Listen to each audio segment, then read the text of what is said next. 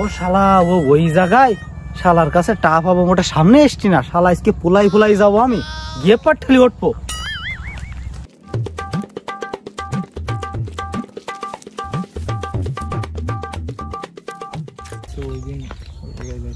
ও শালা, তোর কাছে না আমি টা পাবো, আমার টাকা দে।